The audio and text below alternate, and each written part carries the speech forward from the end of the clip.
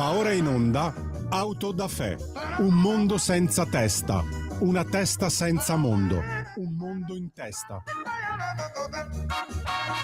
On est parti samedi dans une grosse voiture, faire tous ensemble un grand pique-nique dans la nature, en emportant des paniers, des bouteilles, des paquets et la radio. Jean-Pierre? Buongiorno alle ascoltatrici e agli ascoltatori, ben trovati alla prima puntata settimanale, nonché terzultima di questa settimana natalizia di Auto da Fè. Bei tempi quando si produceva roba come Pinball Wizard, invece di essere sommersi come oggi da immondizie musicali, come cantava colui, il Battiato, in bandiera bianca tanti belli annetti fa, per cui la musica è sempre quella, immondizie musicali. Questo non c'entra assolutamente nulla con quello di cui parleremo oggi. Io do il benvenuto e il buongiorno, ho il piacere di avere ancora con noi Andrea Lombardi. Credo sia collegato da posti esotici, naturalmente, oggi. Sì, mi trovo molto a nord. Buongiorno Molto a a tutti, nord. grazie per avermi invitato ancora. Quasi vicino al circolo popolare artico, diciamo così. Popolare, sì, Molto esatto. popolare.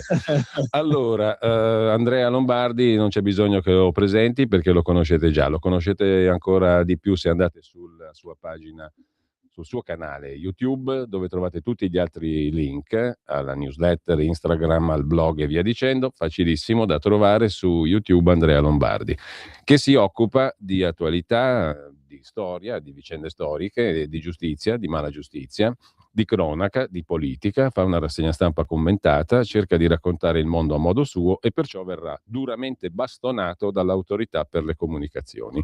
Giusto, così me lo merito.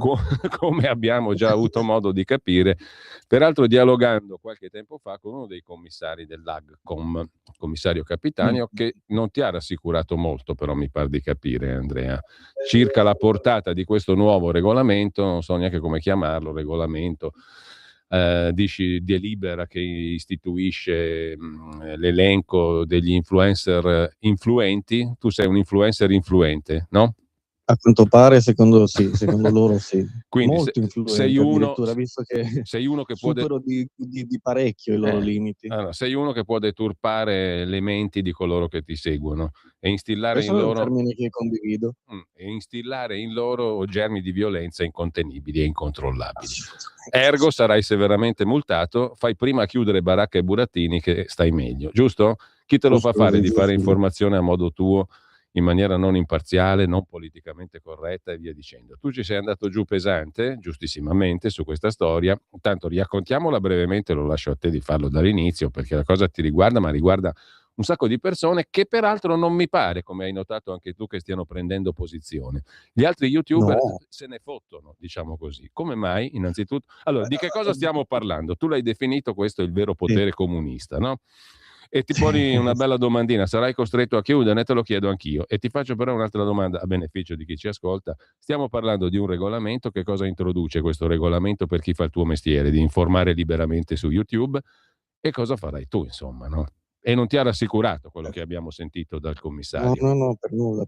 Allora, spieghiamolo in breve, in 30 secondi. Un'autorità amministrativa, quindi non il Parlamento, non il governo, non è una legge quella di cui stiamo parlando, è tecnicamente si chiama delibera, di un'autorità amministrativa che si chiama AGCOM, cioè l'autorità garante per le comunicazioni, istituita, diciamo, per occuparsi proprio di tutte le aziende, dalle televisioni ai giornali e quant'altro siano nel mondo della comunicazione. Ha stabilito chi su internet ha un pubblico a determinati criteri o comunque fa almeno 1 milione di ascolti al mese debba registrarsi presso un pubblico registro che viene erroneamente chiamato albo, perché non c'entra niente. L'albo è semplicemente un registro, una lista di Elenco proscrizione degli pubblica. influencer rilevanti.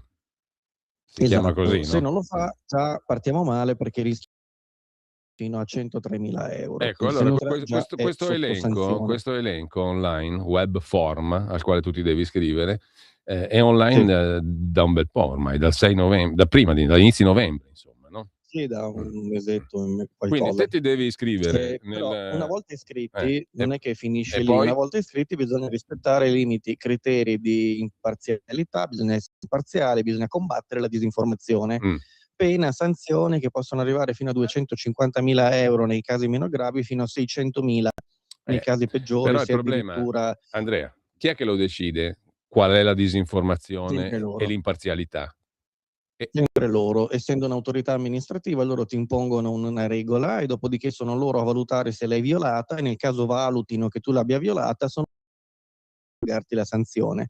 Chiaramente tu hai il diritto innanzitutto in un'istruttoria che loro avviano di fare le tue controdeduzioni e dirgli però se loro pensano di avere ragione intanto chiamiamola multa, è una sanzione amministrativa in realtà. Se poi non ti sta bene andrai a far ricorso al TAR, vedrai al TAR se ti danno ragione e poi Ecco, eventualmente al Consiglio di Stato. la cosa che io avevo rilevato e che non so se sia importante dal tuo punto di vista, per me era una cosa che balzava all'occhio, ma magari sono un coglione io e non ho capito niente. È che per la prima volta, sequencer anche, cioè le persone, che poi è un termine che mi fa incazzare perché non vuol dire niente, cioè cosa vuol dire influencer? Sei Chiara Ferragni, volevi vendere il panettone, a parte che quella là era innocente, punto primo. Ma in secondo luogo, cosa vuol dire influencer? Ma lasciamo perdere. Diciamo, chi fa informazione su YouTube, come te, viene equiparato in tutto e per tutto ai fornitori di servizi mediatici audiovisivi, cioè prativisivi a Mediaset, alla Rai e via dicendo. Ma è ovvio che Andrea Lombardi non è la Rai, non ha stuoli di avvocati come la Rai e come Mediaset e non ha le risorse finanziarie ed economiche che hanno i colossi. Che razio Sì, c'è? ma Che ragione c'è per posso equiparare un dire che è individuo ai allucina colossi? no, ma, partiamo da prima. Perché Mediaset dovrebbe essere comunque sottoposto ad una disciplina che è demoniaca come questa? Cioè perché Appunto. anche se fossi Mediaset, no, perché Mediaset, la Rai, la 7 o chiunque altro, il Corriere della Sera, la chi volete voi, Radio Libertà, dovrebbero essere sottoposte ad un'agenzia amministrativa che si sveglia un mattino e che ti dice che tu non sei stato imparziale o che hai detto una cazzata, anche fake news, su quale criterio? Anche solo questo. Quindi non ne voglio neanche fare una distinzione di ma io non ho i soldi, non ho gli avvocati, non sono una multinazionale, non sono un'azienda gigantesca, perché il principio è ingiusto per No, tutti, allora lo è anche per la 7, il lo è anche per principio è il Media. testo unico sui servizi media audiovisivi, no? Il cosiddetto Certo, sì, sì, sì. TUSMA, il decreto Sì, legislativo che sì, ormai sì. c'ha i suoi 4 anni anche quello lì. Un conto è applicare il TUSMA ai colossi, no? E un conto è applicarlo agli individui. Questa è una cosa che non sta in piedi, secondo me. Già, Sì, sono poi d'accordo, però per me condivido è il sbagliato. tuo passo indietro. Alla radice è sbagliato il discorso, Sì, sì, sì, ma è sì. tanto più sbagliato fare questa distinzione ulteriore. Non so se mi spiego. Sì, sì, sì, son d'accordo, Eh. son d'accordo. Quindi diciamo non è più solo qua questione di follower, visualizzazioni e compagnia bella. Cioè in pratica tu diventi un editore di te stesso, diventi un editore. Sì, peggio perché l'editore cioè sì, prima di questa roba comunque rispondeva alla legge Mm. attraverso la giustizia, adesso si risponde ad un'autorità amministrativa che, fa quello che vuole, non ha neanche dei limiti, nel senso che decide letteralmente ciò che E vuole, quindi decide domani mattina. potenzialmente è diciamo sotto le grinfie valutative dell'autorità per le comunicazioni, qualsiasi cosa tu dica. Sì, che sono 4 persone, cioè voglio dire, non è che stiamo parlando la gente poi No, si immagina l'Agcom, esatto, chissà sono quante 5. centinaia di persone dovrà Mm. sono 5, 4 più il presidente, esatto, 4 consiglieri e il Mm. presidente. Che sono per larga parte, diciamo, ex politici oppure alta burocrazia centrale dello Stato centrale di Roma, Camera dei Deputati e compagnia bella, come il presidente e la sorella che è stato un uomo tutto interno all'amministrazione Camera dei Deputati, la quintessenza della burocrazia. Ora, anche a me Esatto. sfugge. Allora io Eh. l'unica cosa che posso dire è che la nostra adesso mi alzo, faccio vedere qua cosa c'è ho Mm. il signor Donald Trump è l'unico che può intervenire su questa cosa perché, a quanto pare questa roba esula dal governo, cioè qui non è colpa del governo, del Parlamento, Mm. perché oddio, se non per vie traverse, perché voi l'hai ricordato bene, quelli che fanno parte dell'agenzia sono tutti ex Vengono tutti da politici. lì. Mm. Quindi è difficile pensare che non rischia qualcuno all'interno delle gerarchie dei partiti a cui appartengono. Ma visto che evidentemente la cosa interessa poco a chiunque, perché non ho sentito anzitutto voci alzarsi né da chi fa il mio lavoro Perché? né dalla politica, e adesso ci arrivo. L'unico che può fare qualcosa è chi viene danneggiato, perché le piattaforme americane vengono danneggiate, quindi Trump, siccome mi sembra abbastanza sensibile su questa questione, si spera che possa intervenire lui con delle pressioni politiche. Riguardo invece i miei presunti colleghi, che io affatto preferirei non chiamarli così, come ricordo sempre, usiamo solo lo stesso mezzo, ma se il procuratore della Repubblica di Genova e Donato Bilancia viaggiano sullo stesso vagone, usano lo stesso mezzo, non sono colleghi, credo che nessuno li chiamerebbe colleghi. Ecco. Comunque l'idea è che addirittura io ho sentito persone ben contente di questa cosa, perché finalmente si metterà fine al Far West sul web. Ecco, quindi andrebbe chiesto a loro, ma credo che la maggior parte di quelli che fanno contenuti online, anche politici, facciano fatica a comprendere un testo scritto, quindi secondo me non hanno capito neanche di che cosa si tratta esattamente. No, ma poi soprattutto il punto diventa che alla fine tu metti la mordacchia oggettivamente alla radice a chi è libero, perché chi è libero si sente la spada di Damocle sulla capoccia, e se non ha santi in paradiso, la spada di Damocle prima o poi gli taglia la cotenna, il collo a chi è libero, o no? Sì, è proprio così, esattamente così. Quindi, tornando al tuo... allora, intanto io veramente non ho capito tanti di questi qua, a parte che c'è gente come la Bugalalla che se n'è andata negli Stati Uniti in tutto e per tutto, no? Se non sbaglio. Sì, e non quindi cambia nulla, perché non cambia niente perché tu comunque diffondi qua, quindi non cambia nulla che tu sia là o qua. Per quello, diciamo, deve arrivare l'uomo del ciuffo biondo qua per salvare la baracca. Bravo, esatto. Perché se non ci pensa lui siamo messi male, giusto? Sì, esatto. Ecco, la cosa che tu hai fatto notare nel commento... Tra l'altro la cosa vale tale quale per la tua radio, purtroppo, cioè non escludo nessuno, perché per la loro diciamo definizione non è di merito rispetto a cosa fai, come eccetera, basta che tu comunichi su internet. Tecnicamente il profilo web di un giornale è sottoposto alla stessa disciplina. Questa nostra chiacchierata va su YouTube ed è fatta la frittata, fine. Certo, esatto. È la stessa roba, no? Esatto. Tu hai fatto notare in questo commento dedicato al vero potere comunista, che sarebbe questo, che si incarna anche in questa bellissima delibera, che questa è un'autorità teledefinita eversiva.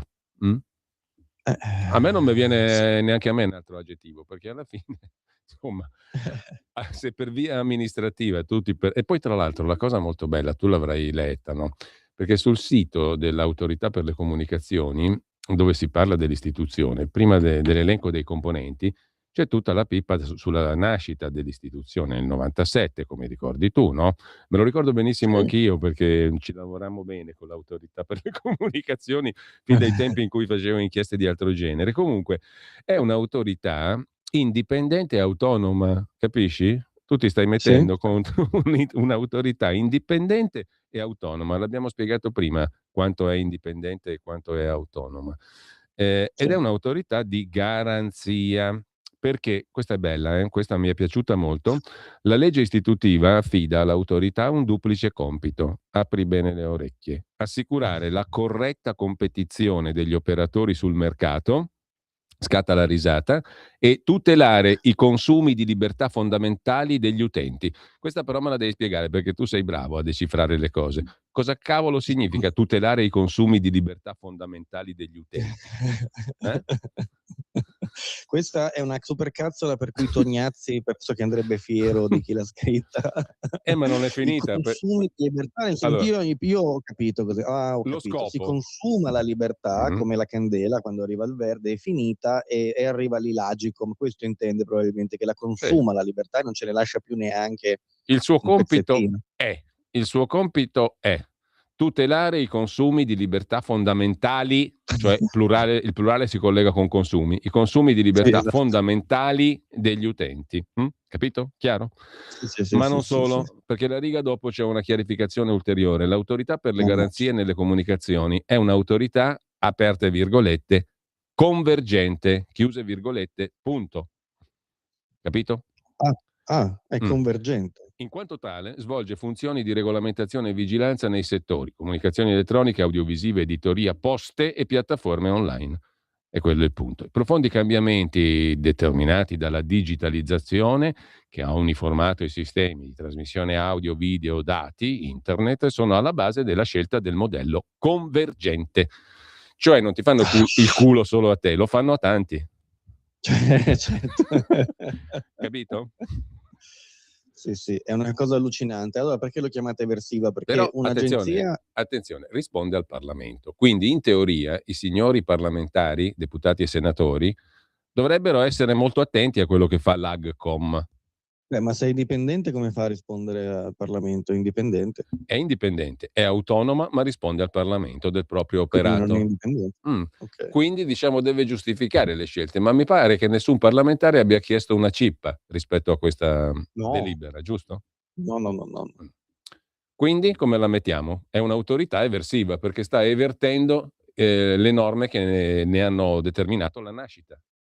Mi pare così a me, no? Vabbè, sembra che stia, diciamo, anche violando i principi basilari della Costituzione. Adesso non vorrei sempre citare l'articolo 21, ipercitato, peraltro sempre parzialmente, perché ci si dimentica sempre anche che la stampa non può essere sottoposta ad autorizzazioni e censure, ma io oggi non posso aprire un giornale se non sono autorizzato dall'ordine dei giornalisti, perché non ne faccio parte. Quindi va bene, lasciamo perdere il secondo paragrafo, diciamo. Però certamente sta violando il primo, cioè sta violando la libertà di espressione con ogni mezzo e di dire le proprie opinioni, perché sostanzialmente mi sta obbligando ad essere imparziale. Imparziale significa che non posso dire quello che io penso, ma devo dire quello che, secondo chi poi non si sa, è imparziale. Ma io sono parziale e voglio continuare ad esserlo. Io voglio dire quello che voglio io, e il mio punto di vista, non quello generale, astratto, che peraltro non esiste perché nessuno sa che cos'è. Senti, il commissario diceva quando ci abbiamo parlato che alla fine cambia poco e niente perché ci sarà comunque un'istruttoria, ti mettono in grado di rispondere, tu puoi far valere il tuo punto di vista, al che uno non capisce perché si mette in piedi tutta sta baracca se cambia poco e niente. Perché è una presa in giro, formalmente lo è proprio, perché, scusami, ragioniamo. Io scrivo la regola, io la applico, io stabilisco se tu l'hai violata oppure no, io è come l'Inquisizione, cioè qua non abbiamo il Parlamento che legifera, il pubblico ministero che ti accusa e Il il GIP giudice che che valuta. decide. Sono tutti e tre soggetti terzi in teoria, l'uno all'altro, due non troppo, però forse tra poco lo saranno.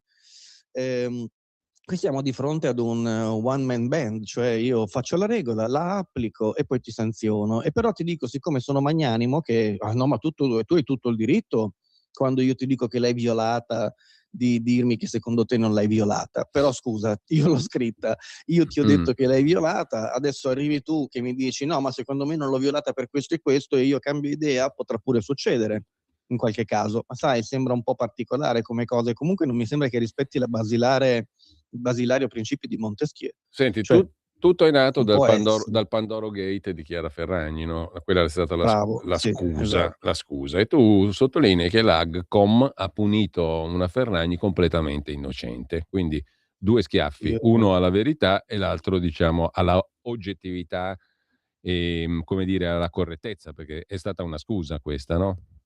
sì, Ferragni secondo me innocente, sì. Per me peraltro. sì, assolutamente.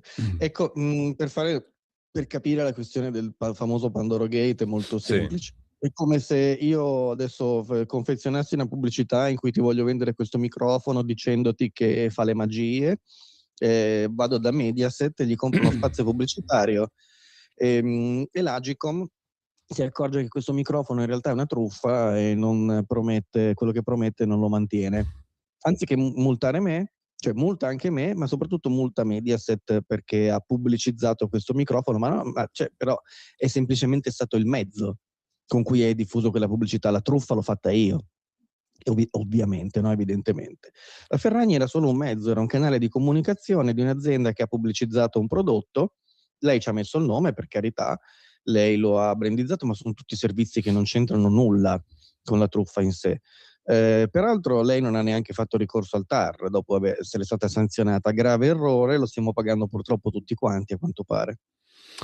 E allora, a questo punto tu devi diventare imparziale nelle informazioni fornite, adottare questa è bella, adottare strategie di lotta alla disinformazione, cioè tu non puoi più semplicemente occuparti dell'attualità, della cronaca, della giustizia, della politica e via dicendo, ma devi anche adottare strategie di lotta alla disinformazione. Ma prendiamola alla lettera questa roba, cosa significa? Ah, non lo so, ne so quanto te. Lì c'è scritto così, c'è scritto adottare strategie di lotta alla disinformazione. Che cosa significhi non Scusami, ci è dato se sapere. entriamo in questa logica da Ministero della Verità orwelliano, come giustamente tu l'hai ribattezzato, tutto autocentrato e l'autodichia dell'Agcom, no? Questa bella parola Eh-eh. che ci hanno spiegato che vale per i giudici e gli organi Sì, costituzionali, sì. che le regole se le fanno da soli, senza chiedere Sì, sì. conto a nessuno. Ecco, l'autodichia dell'Agcom. Se entriamo in questa logica, io ti potrei chiudere il canale, multare, adottare sanzioni, darti sanzioni, se tu non metti in campo sul tuo canale delle strategie di lotta alla disinformazione, che significa che tu Corretto, devi fare qualcosa per combattere la disinformazione. Se non lo fai sei punibile. corretto. Poi il commissario ti dirà che non lo faremo mai perché mica siamo scemi, però teoricamente sì, Allora perché l'avete scritto? Se non lo farete mai perché l'avete scritto? appunto, appunto. E poi tu rivendichi giustamente il tuo diritto a non essere imparziale, perché sennò diventi Certo. un cretino qualunque. Cioè, se io devo Sì. far finta di evitare di avere un'opinione e di dare un giudizio sulle Certo. cose, allora divento uno scemo qualunque. Sì, sì, esatto, Ecco, esatto. questa è l'intenzione allora finale, è che tutti siano degli scemi qualunque. Sì, esattamente. Ce ne sono tanti e dobbiamo diventarlo tutti. Appunto, perché uno che dice la sua dovrebbe essere imparziale? Fatemelo capire, io non l'ho capito. No, non si può capire secondo me perché non ha senso quello che è stato scritto lì. Ora io, No, poi per non sanzioni che arriviamo appunto ai 600.000 euro, questa è un'altra cosa incredibile. Cioè, 600.000 € se si coinvolge nel processo si può arrecare addirittura danno a minori, cose eccetera, dove però anche lì è talmente tanto fumoso che non escludo che mm, anche le cose di cui mi occupo io possano avere influenza sui minori. Se non coinvolge minori 250.000 € è il massimo pena edittale diciamo, ma, stiamo parlando comunque di cifre folli, che poi certo pazzesche. dovranno essere proporzionate al caso specifico, però cioè basta che mi arrivi una sanzione da 30-40.000 € più le Ma spese te per pensa che gestirla, più il tentativo di difendermi. quando Dario Fo diede del coglione al ministro della giustizia fu costretto a pagare 4.000 euro, no 600.000. Ecco.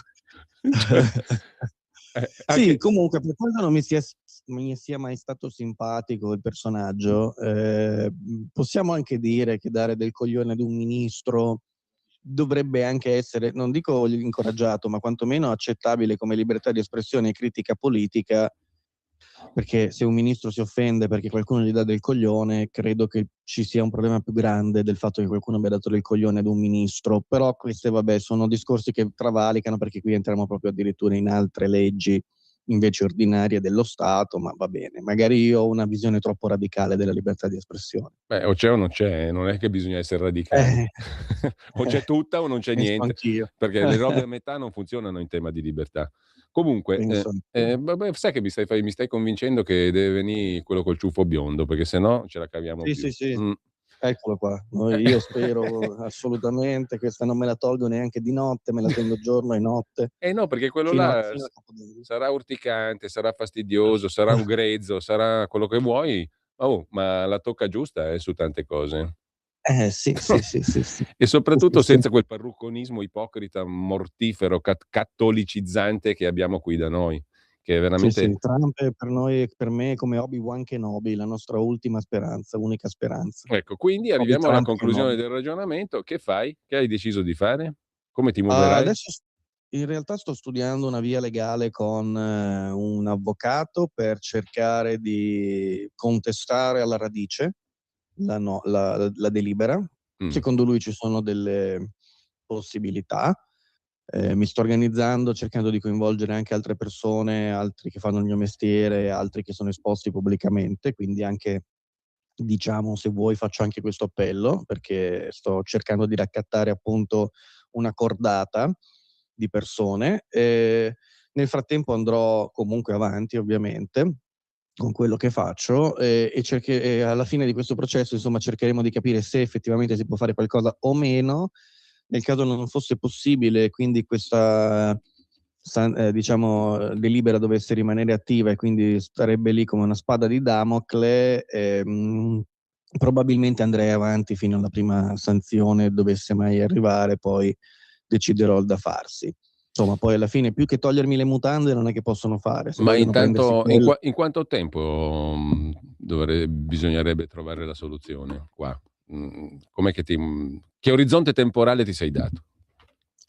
questo è da capire insieme al legale, anzi ai legali, perché sono più di uno. Se loro ritengono che sia aggredibile, poi evidentemente bisognerà fare un ricorso al tribunale amministrativo, io credo, i tempi sono quelli della giustizia, ma se c'è spazio per avviare, diciamo, un processo di contestazione, chiamiamolo così, direi che poi il tempo che ci impiega è relativamente Sì, importante, sì. perché se c'è una strategia di aggressione, per me è Ma già un punto di partenza qua buono. secondo me sono in campo comunque, senza citarla a sproposito, valori di rilievo costituzionale, come dicono quelli che parlano bene, no? Cioè, ed è fuori di dubbio, perché la libertà di espressione è una cosa fondamentale. Quindi per me c'è, oltre che il TAR, anche questioni di costituzionalità. Però, insomma, si vedrà. Credo anch'io, credo anch'io, però sono valutazioni poi tecniche che al momento non so rispondere. Penso che nel giro di poco lo sapremo fare, quindi ti aggiornerò. A proposito di libertà, tu avrai visto che la Procura di Milano ha disposto il sequestro dei filmati realizzati e dei materiali audio-video, il servizio giornalistico realizzato da Fabrizio Corona dopo la denuncia di Alfonso Signorini per l'ipotesi di revenge porn. Ora, il sequestro preventivo è una roba che si applica in casi rarissimi, diciamo, e per tutelare l'ordine pubblico. Non ho bisogno di commentare altro, no? Per qualcuno la libertà la si difende strenuamente, e non mi sta simpatico Corona, non sto dicendo questo. No. Sto dicendo che è il principio che mi fa schifo. In questo caso la procura è intervenuta al volo, addirittura con un sequestro preventivo, che è una misura eccezionalissima e gravissima. Capito? Quando ti dicevo prima che un conto è applicare le cose alle corazzate, un conto agli individui, questo intendevo anche. Non mi vergogno di dire che, nonostante io non abbia minimamente stima per Fabrizio Corona, che ritengo un personaggio tutto sommato dall'intelligenza mediocre, sì, bravo in quello che sa fare il suo mestiere, questo non lo metto in dubbio, ma non è che sia un brillantone per quanto mi riguarda. Mi sono abbonato al suo canale, sì, io lo pago volentieri, perché quello che succede è assolutamente allucinante, quindi per quanto poco mi possa stare simpatico, e non mi sta per niente simpatico, io penso che sia necessario sostenere questo tipo di iniziative, anche se sono da parte di persone che non ci piacciono. Poi sai che le faccia per finalità poco commendevoli, a me mi interessa poco, perché comunque ha assunto un rilievo pubblico tutta questa vicenda, e come se pubblico. Come è pubblica la questione di cui abbiamo parlato adesso, il vero potere comunista e l'Agcom, la delibera Agcom. Staremo a vedere, ma noi ci teniamo in contatto. Andrea Lombardi, cercatelo il suo canale su YouTube, trovate tutto il resto. Intanto buon Natale, Andrea. Buon Natale anche a voi, se si può dire ancora, se no diremo come ci vorrebbero imporre buone feste invernali, così vogliono. Non so se la sai questa. No, questa è carina, però forse la uso anch'io adesso d'ora in avanti. Però io dirò buon Natale lo stesso, grazie mille, è stato un piacere come sempre, Giulio. Grazie Andrea, buon lavoro. Grazie soprattutto. a te, anche a voi, grazie, a presto. Stai ascoltando Radio Libertà, la tua voce libera, senza filtri né censura. La tua radio. Lo amiamo perché ci offre sempre le cose più buone e naturali. Linea Alberto Acerbis. Se qualcuno a Natale, ciao amici e ciao a tutti, buona mattina, buon pomeriggio, sono Alberto Acerbis. Se qualcuno a Natale dice porco cane, sì, la Letizia non ne abbiamo già, siamo già quasi verso la fine, ve lo dico perché insomma permettetemi, dopo 35 anni che sono nel mondo dell'olio con qualche migliaio di famiglie, noi sono a numero chiuso. Letizia 59 euro, ve ne ho parlato, una confezione bellissima, ma però io devo fare il regalo al Sordo Tour, perché il Sordo Tour voglio qualcosa di straordinario. Allora fai una bella cosa, chiedi informazioni per quanto riguarda la confezione che si chiama Dono.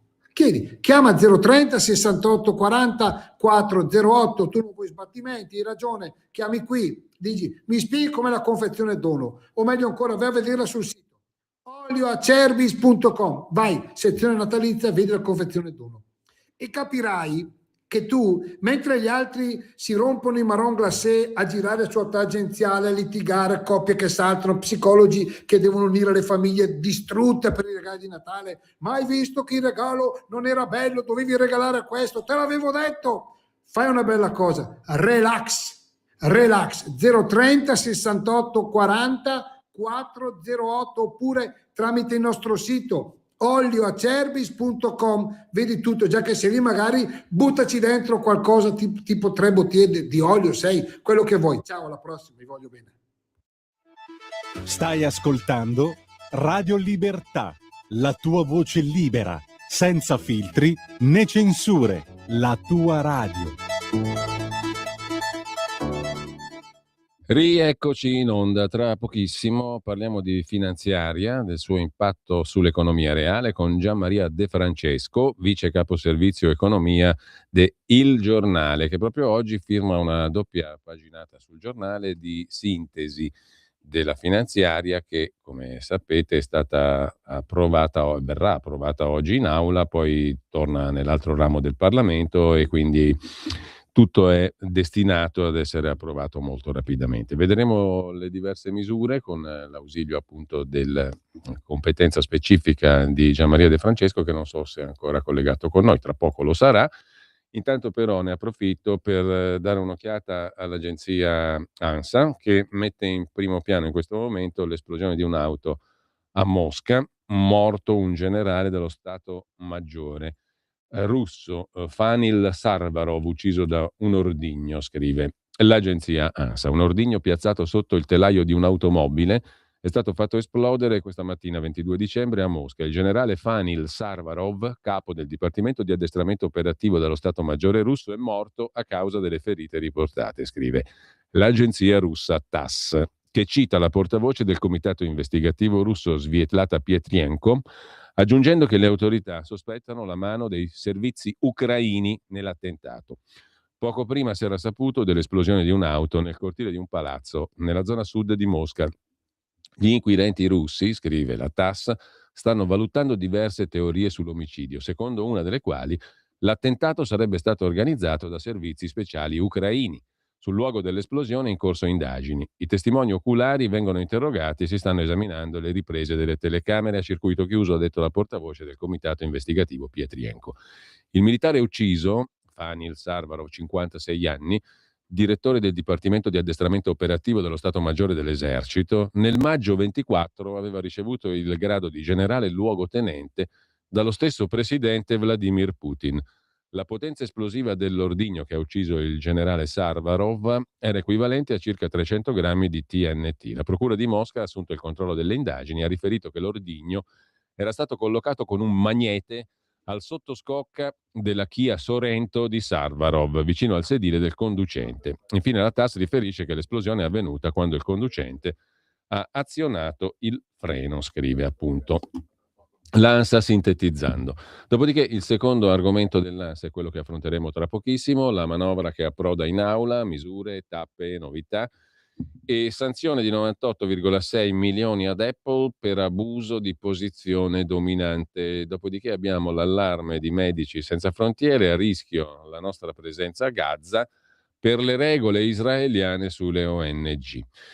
Lasciamo con questo il primo piano dell'agenzia ANSA, vi diamo un'occhiata anche alla nota agenzia dei servizi giornalistici naturalmente Dagospia. Primo piano calcio e pugni, foto e video inguaiano Mattia Missiroli, sindaco democratico di Cervia del PD, già noto per avere partecipato a un reality calcistico, Campioni, ora indagato per maltrattamenti e lesioni nei confronti della moglie, dalla quale si sta separando. La donna ha consegnato agli inquirenti l'immagine del suo labbro spaccato e un filmato che avrebbe girato subito dopo la presunta aggressione dello scorso 5 dicembre. Questo è il temone, l'argomentone che apre il noto sito dei servizi di informazione giornalistica Dagospia.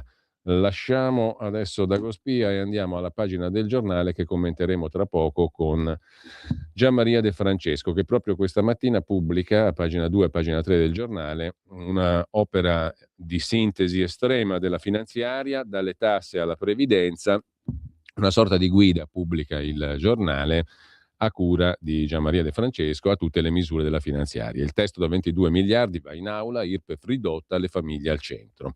La legge di bilancio del 2026, la finanziaria, insomma, come la si chiamava una volta, vale complessivamente 22 miliardi di euro e approda oggi nell'aula del Senato dopo il via libera della Commissione Bilancio. A Palazzo Madama i lavori alle 9.30, domani l'approvazione, il testo sarà confermato tale quale senza modifiche dalla Camera prima di fine anno. E a proposito delle 2 pagine del giornale, io ho il piacere di avere con noi, come vi dicevo poco fa, Gianmaria De Francesco, vice caposervizio economia presso il giornale, autore di questa ottima sintesi della finanziaria, alle pagine 2 e 3 del giornale di oggi. Buongiorno Gianmaria, grazie per essere con noi. Buongiorno a tutti voi. Allora, è stato facile riassumere la finanziaria o è stato complicato? Perché in 2 pagine hai fatto un lavoro incredibile. Beh, insomma, di tempo ce n'è voluto, però diciamo è la sintesi di 2 mesi di lavoro a seguire la manovra, e quindi diciamo più o meno le questioni erano note, ricordarle non sempre è facile, perché poi diciamo di volta in volta in questi 2 mesi sono venuti fuori argomenti i più disparati, dal loro di Banca Italia alla questione pensioni che ha tenuto banco fino a sabato scorso e quant'altro. Ecco, a proposito di questo, prima di entrare nel dettaglio della legge di bilancio, io ti vorrei chiedere, da tecnico, da esperto di lunga data ormai di questioni economiche e di finanza pubblica, se la finanziaria è una legge così importante. Te lo dico senza intento polemico, ma proprio da cittadino comune e da non esperto della materia. Perché mi pare che ci sia tanta polemica ogni anno sulla finanziaria, ma poi alla fine non è che cambi molto con l'adozione della finanziaria, non è che il cittadino riceva le riforme che gli cambiano la vita in occasione della finanziaria, o sbaglio? No, non è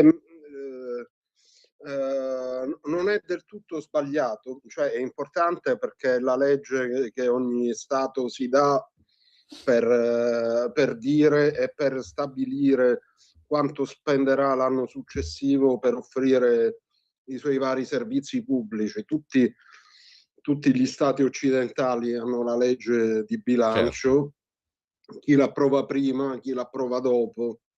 L'Italia è sempre tra gli ultimi ad approvarla, ma ce la fa. Anche se quest'anno, per esempio, ha fatto meglio della Francia.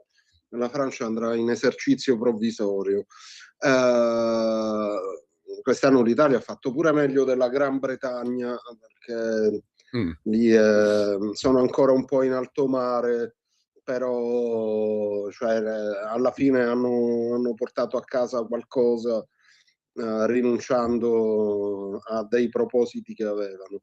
E invece in Italia tutto sommato non è andata poi così male. Il problema qual è? È che le riforme non sono nella manovra finanziaria, le riforme dovrebbero essere... No, perché volgarmente uno dice la finanziaria, io voglio il taglio delle tasse, quindi mi attendo il taglio delle tasse corposo, sensibile, non le limature dalla finanziaria. È sbagliato ragionare così. Così come la burocrazia, tutti dicono va ridotta, bisogna sburocratizzare, fare finanziaria. No, non si fa lì. Oddio, viene da sospettare che non si fa da nessuna parte, però tantomeno lì. No, abbassare la pressione fiscale si potrebbe fare, perché quello è un argomento che è proprio connaturato alla legge di bilancio. Non si può fare tutto il resto. Oppure si potrebbe fare qualcosa sempre su materie attinenti. Faccio per dire le pensioni, anche la gestione del TFR. Altro tema, Gianmaria, tu ne parlavi prima, sono entrate discussioni come le pensioni e l'oro della Banca d'Italia, no? Ecco, volgarmente uno pensa, se parlano di pensioni in finanziaria è perché vogliono fare cassa con le pensioni. Più o meno è stato impostato così il dibattito, no? Al netto di tutto, cosa è uscito fuori sulle pensioni in finanziaria? Ma fondamentalmente non è che sia poi così corposo il capitolo. Ci sono le rivalutazioni come l'anno prossimo, le minime sono più che rivalutate, quindi più del 100%, e poi da 2 a 5 volte il minimo prendono il 100%, poi come gli anni scorsi scala. Anche se poi insomma non sarà granché, perché l'inflazione quest'anno è bassina, quindi la rivalutazione non sarà generosissima. Seconda cosa, viene confermato l'APE sociale, ovvero la possibilità di uscire a 63 anni con 20 di contributi per chi ha fatto lavori gravosi oppure presta assistenza ai familiari, è finito in un circolo di casse integrazioni e crisi aziendali e così via. Non ci sono più quota 103, non c'è più opzione donna.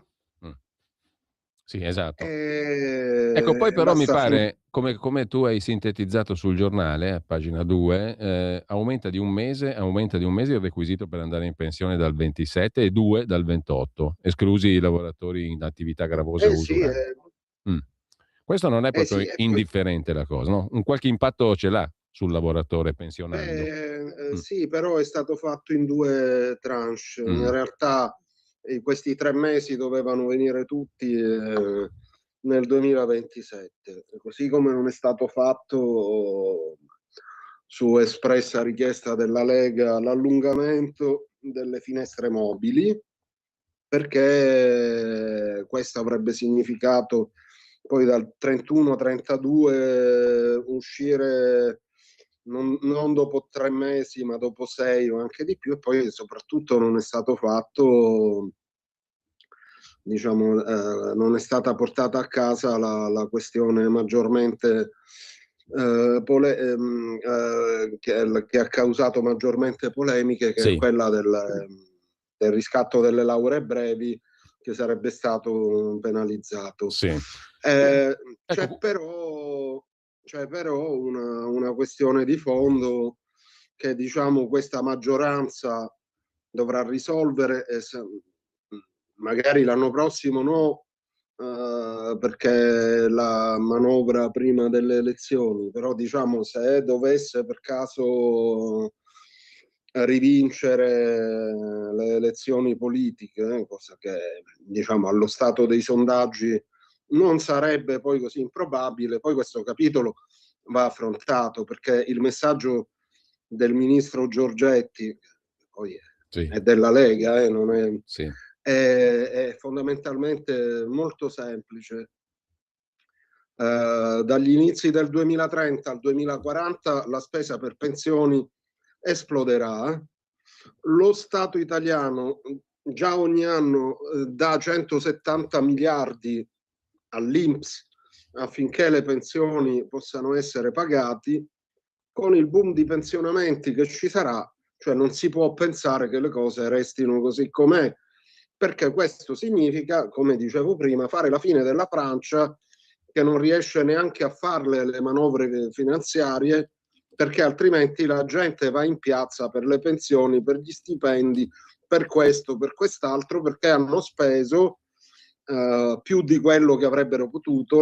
I francesi, ma detto con amicizia e fra virgolette, si sono un po' drogati con questa spesa pubblica, e oggi che devono fare quelle cose che l'Italia purtroppo ha dovuto fare, anche con una certa umiliazione, diciamolo, nel 2011-2012, cioè subendo le imposizioni della Germania, anche questo va ricordato, ma poi l'ha fatto e oggi sta bene, oggi è apprezzata, i rating sono migliorati, lo spread è su livelli minimi di quando addirittura non era iniziata la crisi del debito sovrano. Quindi se uno vuole restare in questo solco, le pensioni vanno toccate, o in qualche modo bisogna evitare che nel 2040 accada una tragedia che ci riporterebbe nel passato. Allora, l'altro tema, tu dicevi prima, stop a quota 103 a opzione donna. Conseguenze pratiche secondo te, Gianmaria? Ma no, sono fondamentalmente sono strumenti che hanno avuto pochissimo successo, perché fondamentalmente comportano un ricalcolo interamente contributivo della pensione, che poi tra l'altro si abbassa, perché sia per il ricalcolo contributivo sia per opzione donna, perché fondamentalmente poi viene spalmato su più anni il montante contributivo, quindi si prende sempre un po' di meno. Incidenza Quindi non è pratica limitata, insomma, incidenza pratica. Sì. Mentre un'altra cosa che cosiddetta così non mi è molto piaciuta, non mi ha molto convinto, è il no al cumulo della previdenza integrativa con i contributi normali per andare in pensione prima. Perché no, se non per fare cassa?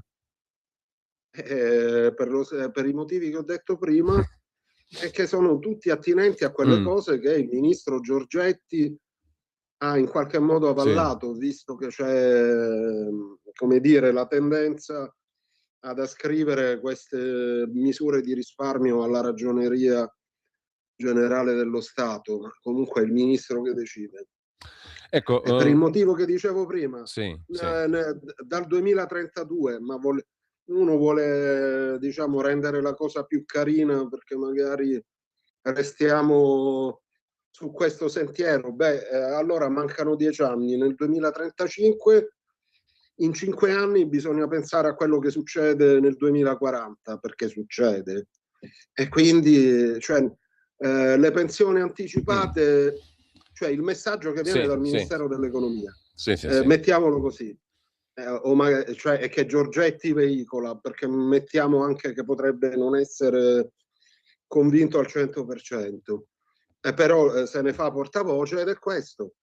Cioè, progressivamente gli italiani devono capire che la pensione anticipata non si può fare, si va via di a meno che uno non sia un lavoratore che ha svolto compiti gravosi, a meno che non si trovi in condizioni particolari, anche quelle di crisi aziendale. La pensione anticipata no, pensione di vecchiaia, perché col 17% di spesa del PIL sul PIL vuol dire che saranno più di 400 miliardi rispetto ai 340 che paghiamo oggi, perché li paghiamo un po' tutti, avendo lo Stato l'obbligo di trasferire i fondi mancanti all'INPS. Quindi le pensioni di tutti le paghiamo tutti noi. Ecco, certo, se tu vai a dire però a un lavoratore che anche normale, un impiegato, operaio, che ha lavorato 40 anni, che i soldi non ci sono, quello lì ti guarda un po' stranito. Dice, ma io ho pagato 40 anni di contributi, dov'è che sono andati sti soldi? Perché le pensioni in Italia funzionano come uno schema Ponzi. Per il pubblico lo schema Ponzi sono quelle truffe, ovviamente lo diciamo sempre fra virgolette, sono quelle truffe finanziarie dove ti promettono un rendimento magico, tu dai dei soldi e con quei soldi il truffatore paga quelli che hanno abboccato alla truffa prima, per cui tutti pensano di avere rendimenti con questi investimenti strabilianti, e chi arriva per ultimo non trova più niente, perché nel frattempo ma sai quale sarebbe allora la soluzione, Gianmaria? Liberalissima, quasi, la soluzione quasi libertaria. Allora, ci sono due soluzioni. Io la definirei una più, fra virgolette, socialista, perché l'aveva proposta anche se non è socialista, però diciamo è un economista progressista, il professor Boeri, quando era presidente dell'INPS, e anche lì praticamente fu defenestrato da Matteo Renzi per aver osato proporre questa cosa. La soluzione progressista è rendere tutte le pensioni contributive, e un risparmio immediato sono 100 miliardi di euro, ma non solo quelle che verranno e che sono già contributive, anche quelle che sono in essere, cioè ricalcolare tutto come se non ci fosse più la parte retributiva. La seconda opzione, che definirei più liberale, è quella degli ascoltatori che dicono: ma io ho versato contributi per 40 anni, perché non posso prendere quello che ho? La soluzione è fare come si fa negli Stati Uniti, Svizzera e in tanti altri paesi occidentali più civili da questo punto di vista, è quello di avere ognuno il proprio conto previdenziale, ma farlo significa ripianare quello sbilancio che attualmente c'è, che fa sì che con i nostri contributi noi paghiamo le pensioni degli altri. Come si fa? Bisognerebbe andare in Europa e dire cioè, perché lì il calcolo è veramente complicato. Diciamo che una decina d'anni fa il conto per far sì, cioè il fabbisogno per far sì che ognuno avesse un conto previdenziale proprio, era stimato, parlo solo di stime, ma doveva essere tipo 500 miliardi di euro mal contati. Quindi questo, e dove li troviamo 500 miliardi? Molto probabilmente una riforma di questo genere che tutelerebbe tutti, sarebbe giusta, perché così nessuno può toccare niente, andrebbe fatta, sia sempre con ricalcolo contributivo, perché un po' l'impatto andrebbe abbassato, e poi magari privatizzando la previdenza sociale, cioè nel senso, anche in questo caso, cioè era quello che avrebbe voluto fare Boeri, anche dal punto di vista 5 Stelle, anche se Tridico non era, come dire, proprio il non plus ultra, anche se diciamo non è che abbia fatto malissimo l'INPS. Allora, sarebbe quella di separare, quindi l'INPS diventa l'istituto per i sostegni, l'assegno unico, l'assegno di inclusione, eccetera, eccetera. La parte pensioni si separa e o si privatizza o si trovano i soldi per far sì che ognuno abbia il suo conto previdenziale. Un meccanismo più chiaro serve comunque, perché così è troppo opinabile il tutto. In tema di pensioni, poi andiamo più sulle generali, c'è da segnalare, l'ho fatto anche nel sommario della pagina da te curata, Gianmaria, l'obbligo di versamento del TFR al fondo INPS anche per aziende con almeno 40 dipendenti, e poi dal 1 luglio i neoassunti verseranno, salvo che decidano diversamente, in automatico alla previdenza complementare. Così abbiamo chiuso. Però più in generale tu definisci la finanziaria come una manovra di passaggio. Perché di passaggio? Perché diciamo non è un lavoro che prosegue, diciamo, i primi 2 anni, perché la legge di bilancio 23 col governo che si era insediato a ottobre era una legge di bilancio tampone che pensò esclusivamente all'emergenza bollette, fondamentalmente. Quindi le vere manovre di Giorgetti sono state queste ultime 3. Quella del 24, quella del 25, che hanno fatto e reso strutturali taglio del cuneo e accorpamento delle prime 2 aliquote IRPEF al 23%. Ora c'è un passaggio verso quello che dovrebbe essere l'attenzione al ceto medio, ma che in questo si è fermato con il taglio fino a 50.000 euro, poi si estende fino a 200.000, ma sempre 440 euro massimi sono. E, come dire, io considero non del tutto negativo anche questo, cominciare a guardare alle pensioni in maniera di tenere i conti pubblici sotto controllo, e soprattutto è un passaggio verso un sistema che sposta, diciamo, gli incentivi non più verso, diciamo, soluzioni così improvvisate, ma che ha 2 obiettivi che si vedono, che sono da una parte la famiglia che viene comunque sostenuta e dall'altro le imprese, cioè, quindi è un passaggio verso un sistema dove saranno tutelate famiglie e imprese, che sono quelle che creano i posti di lavoro. Ma cioè, tu parli... non è sbagliato, ma bisogna continuare. Ecco, tu parli di passaggio anche per quanto riguarda il settore difesa e l'ordine pubblico. In che modo?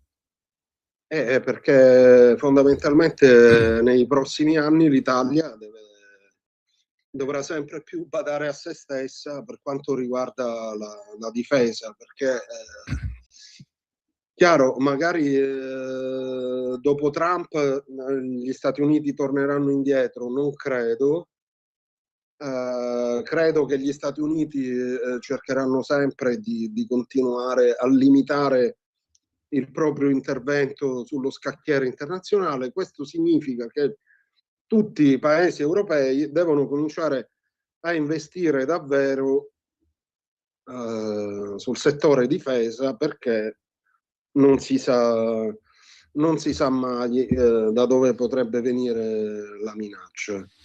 Gianmaria, E soprattutto, sì. ecco, se c'è una cosa giusta che Trump ha detto è il fatto che gli Stati Uniti veramente hanno speso cifre mostruose per il settore difesa. Ovviamente ne hanno tratto anche benefici, però gli Stati Uniti non si sono potuti permettere quel welfare che tutta l'Europa si è concessa, perché scaricava le spese della difesa sugli Stati Uniti. La difesa è fondamentale, ora ognuno deve industriarsi per dotarsi di sistemi d'arma, di uomini preparati, eccetera, eccetera, perché non paga più lo zio Sam. Ecco Gianmaria, 12 miliardi in 3 anni dovranno versarli banche e assicurazioni, giusto? Ma il documento programmatico di bilancio prevede anche 12 miliardi di spesa per il comparto difesa. Prendi di qui, giri di là? No, sono due cose diverse. Anche perché la difesa ancora non sappiamo come sarà finanziata. Potrebbe anche essere deficit pubblico, BTP, eccetera. potrebbero essere prestiti europei. Le banche sono, cioè il prelievo sulle banche è servito per finanziare tutti gli interventi che ci sono, da quelli servirà perché l'anno prossimo, da quelli sulle famiglie, dal taglio delle tasse fino ai sussidi alle imprese, che non sono pochi. Quindi se dovessi usare, perché sono le 10.59 e ci dobbiamo salutare, una formula sintetica per questa finanziaria, oltre a quella che hai già usato di passaggio, come la definiresti? Su cosa accenderesti il focus per riassumerla? I 2 o 3 punti che caratterizzano questa manovra, quali sono a tuo giudizio?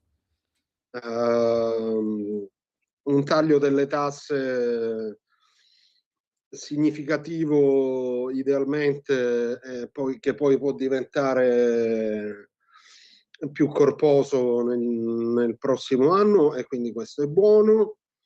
Una maggiore attenzione sempre al mondo dell'impresa e sostanzialmente aiuti, si continua sul solco degli aiuti a chi è più svantaggiato. Questi sono i 3. Bene. Allora, io ti ringrazio anche per questa sintesi. Le ascoltatrici e gli ascoltatori possono leggersela più dettagliatamente alle pagine 2 e 3 de Il Giornale di stamani. E grazie davvero a Gianmaria De Francesco e buon Natale Gianmaria, grazie ancora. Grazie a voi e buon Natale. Avete ascoltato Auto da Fè. E vada via Jean-Pierre Auto da Fè e vada via Les voitures et puis les cornichons. Le cornichon.